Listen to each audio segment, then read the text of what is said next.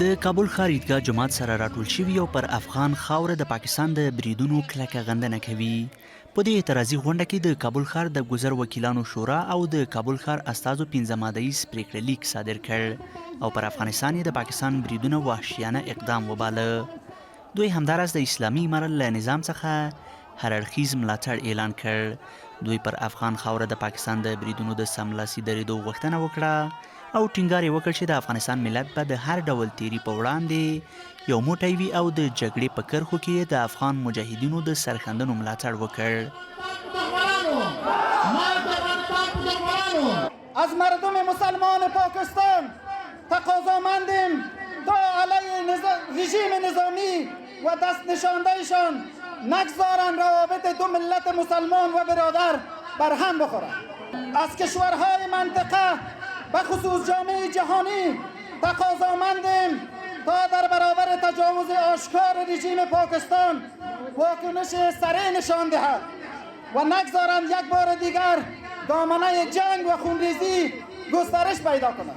حملات وحشیانه رژیم پاکستان را بر خاک افغانستان محکوم نموده و این عملکرد رژیم را نشانه از ماموریت جلیل رژیم نظامی پاکستان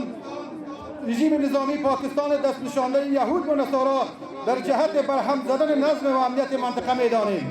د اعتراضي غونډې برخوالو د پاکستان بریدونه د اسلامي، انساني او ګاونډیتوب د ارزښتونو خلاف وګڼل او دا بریدونه یې د نړیوالو قوانینو څخه سرغړونه وبلله.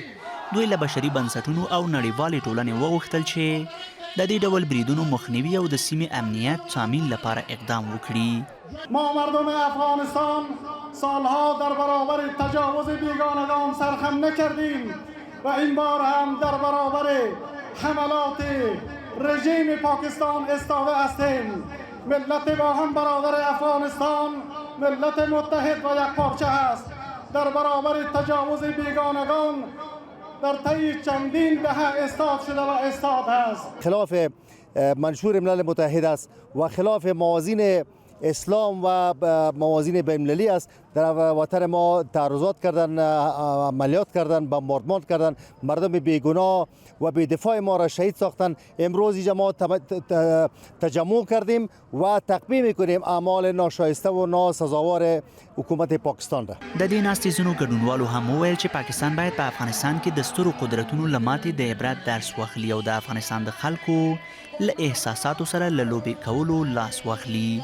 و امروز افغانستان او افغانستان 20 سال پیش نیست، افغانستان 30 سال پیش نیست. امروز افغانستانی است که واقعا پدر پیدا کرده. حفظ الله امیرالمؤمنین پدر افغانستان است. اگر قمنده بکنه امیل از همه مردم آماده است به طرف تو به دست خالی به سنگ پلخمان مغزای تو را باد میکنه. زه به ان شاء الله تعالی زه د خپل مجاهدونو د دې مظلوم ملت د پاره ز خپل سر هم قربانوم چې په هر وجه باندې د افغانستان غازی او مجاهد پرور ولسته او دا یو بل شعر به تاسو ته وایم چې ټیټ مې مبوله غورځنګ را باندې مکړه ټیټ مې مبوله غورځنګ را باندې مکړه. زه په دې افتادګۍ کې لوی ګړنګ نو د پاکستان رژیم د دا پوه شي چې د افغانستان په خلکو سره د ځان نه وهي.